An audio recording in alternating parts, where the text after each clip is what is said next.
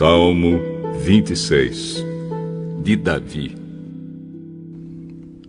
Ó Senhor Deus, declara que estou inocente, pois faço o que é certo e confio inteiramente em Ti. Examina-me e põe-me à prova, ó Senhor. Julga os meus desejos e os meus pensamentos, pois o Teu amor me guia e a Tua verdade sempre me orienta. Eu não ando na companhia de gente falsa e não vivo com hipócritas. Não me ajunto com os perversos e não ando com os maus. Ó Senhor Deus, lavo as mãos para mostrar que estou inocente. Ando em volta do Teu altar junto com os que Te adoram, cantando um hino de gratidão e falando das Tuas obras maravilhosas. Ó Senhor Deus, eu amo a casa onde vives, o lugar onde está presente a Tua glória. Não me destruas junto com os que não querem saber de Ti. Livra-me do castigo que recebem os assassinos, aqueles que vivem fazendo o mal e que estão sempre prontos para receber suborno. Eu, porém, faço o que é certo. Tem compaixão de mim e salva-me. Estou livre de todos os perigos. Nas reuniões de adoração, eu louvarei a Deus, o Senhor.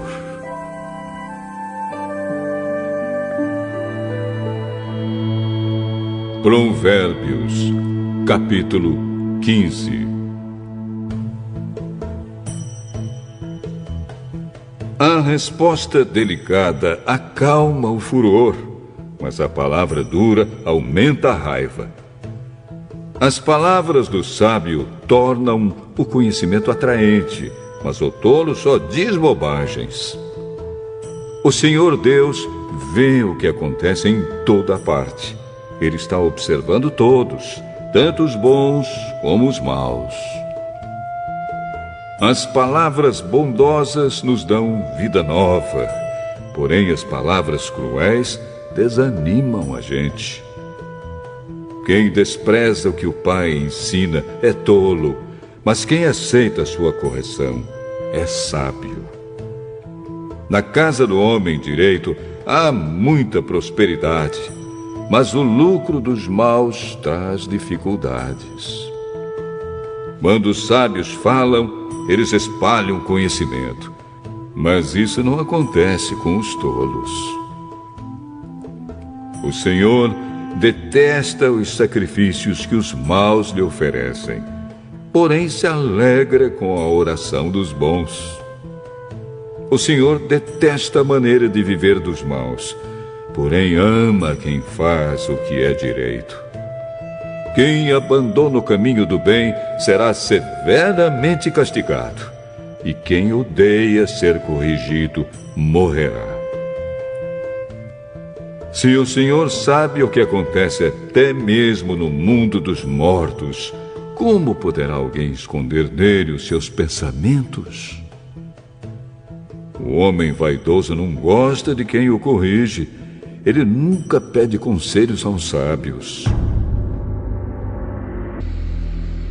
A alegria embeleza o rosto, mas a tristeza deixa a pessoa abatida. Quem é sábio procura aprender, mas os tolos estão satisfeitos com a sua própria ignorância.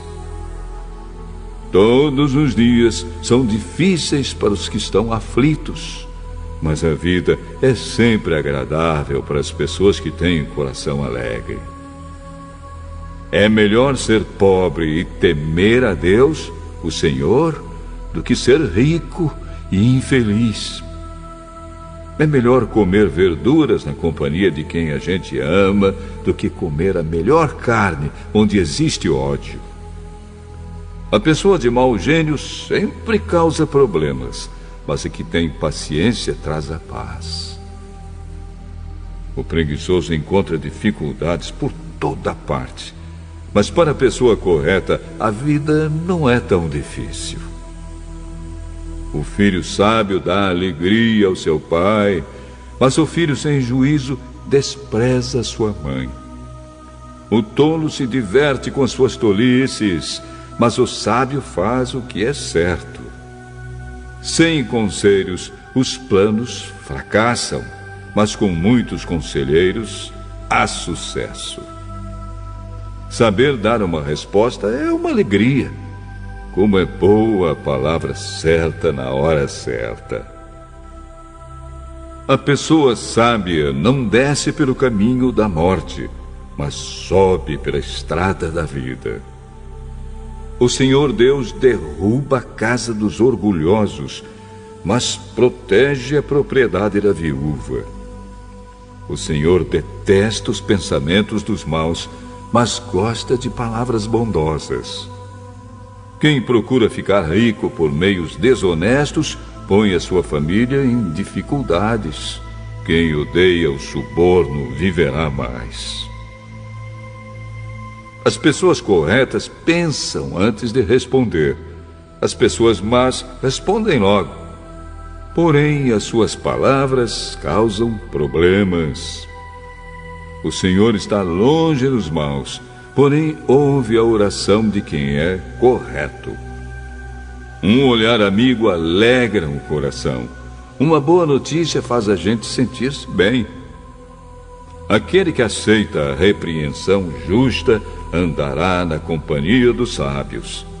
Quem rejeita conselhos prejudica a si mesmo, mas quem aceita a correção fica mais sábio. Quem teme o Senhor está aprendendo a ser sábio. Quem é humilde é respeitado.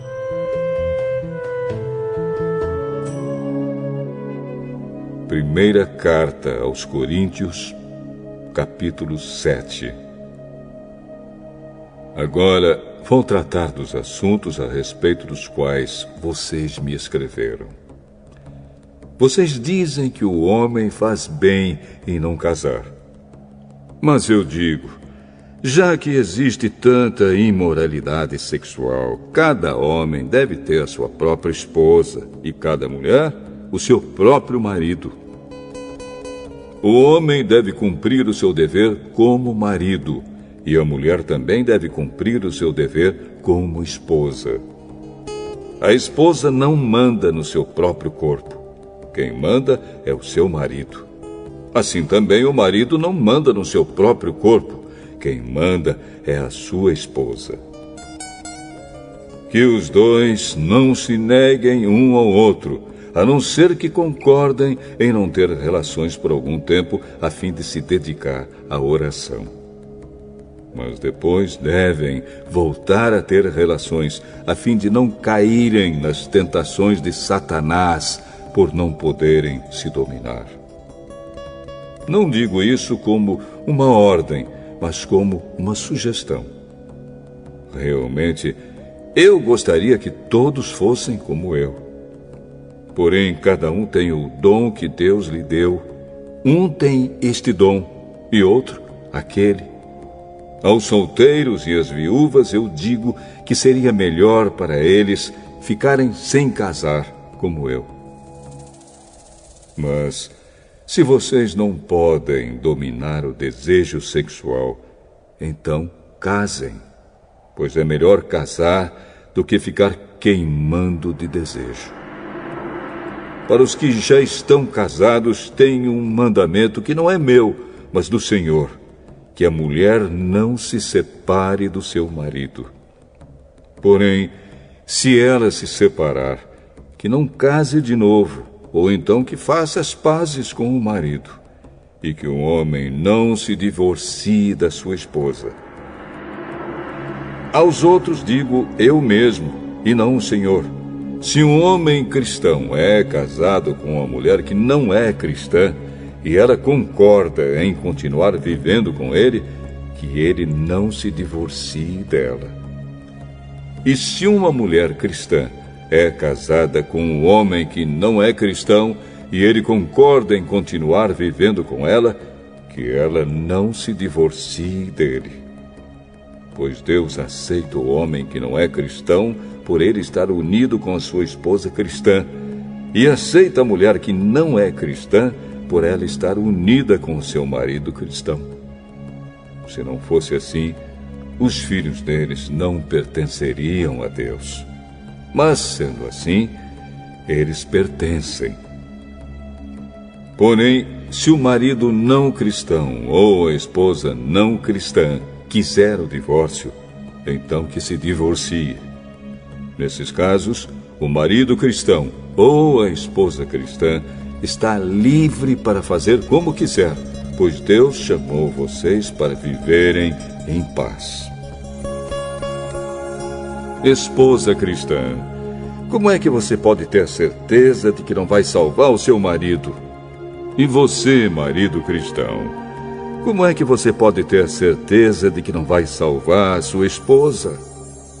Cada um deve continuar vivendo de acordo com o dom que o Senhor lhe deu e na condição em que se encontrava quando Deus o chamou. É essa a regra que eu ensino em todas as igrejas.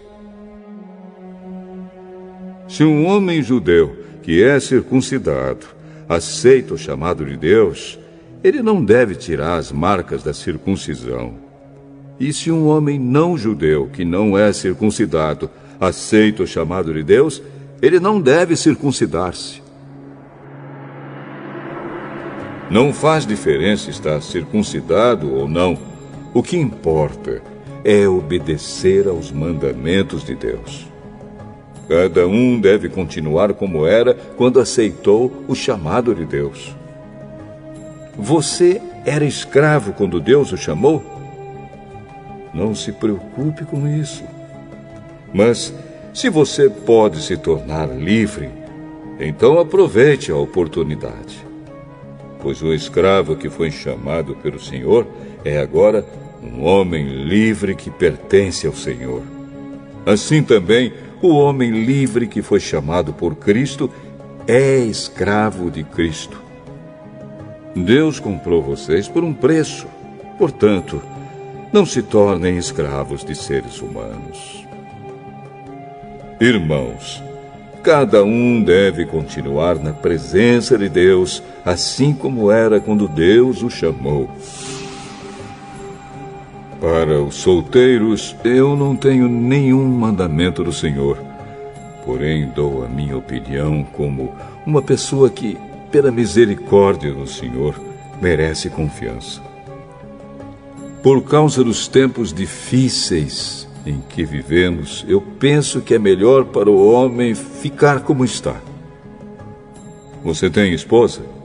Então não procure se separar dela. Você é solteiro? Então não procure esposa. Porém, se você casar, não estará cometendo pecado. E se uma moça solteira casar, também não estará cometendo pecado. Mas eu gostaria de poupar vocês dos problemas de cada dia que terão na vida de casados. Irmãos, o que eu quero dizer é isto. Não nos resta muito tempo. E daqui em diante os casados devem viver como se não tivessem casado. Os que choram, como se não estivessem chorando. Os que estão rindo, como se não estivessem rindo. Os que compram, como se não fosse deles aquilo que compraram. Os que tratam das coisas deste mundo, como se não estivessem ocupados com elas. Pois este mundo, como está agora, não vai durar muito. Eu quero livrá-los de preocupações. Um solteiro se interessa pelas coisas do Senhor porque quer agradá-lo. Mas o homem casado se interessa pelas coisas deste mundo porque quer agradar a sua esposa e por isso é puxado por duas direções diferentes. Quanto às mulheres, tanto as viúvas quanto as solteiras, elas estão interessadas nas coisas do Senhor porque querem se dedicar de corpo e alma a Ele. Mas a mulher casada se interessa pelas coisas deste mundo porque quer agradar o marido. Eu estou dizendo isso porque quero ajudá-los. Não estou querendo obrigar ninguém a nada. Pelo contrário, quero que façam o que é direito e certo e que se entreguem ao serviço do Senhor com toda a dedicação. Aos que ficaram noivos, mas resolveram não casar mais, eu digo o seguinte: se o rapaz sente que assim não está agindo certo com a sua noiva e acha que a sua paixão por ela ainda é muito forte e que devem casar, então que casem. Não existe pecado nisso. Mas se, pelo contrário, o rapaz não se sente na obrigação de casar, se está mesmo resolvido a ficar solteiro e se é capaz de dominar a sua vontade e já resolveu o que deve fazer, então faz bem em não casar com a moça. Assim, quem casa faz bem, mas quem não casa faz melhor ainda. A mulher não está livre enquanto seu marido estiver vivo. Caso o marido morra, ela fica livre para casar com quem quiser, contanto que case com um cristão. Porém, ela será mais feliz se ficar como está. Essa é a minha opinião. E eu acho que também tenho o Espírito de Deus.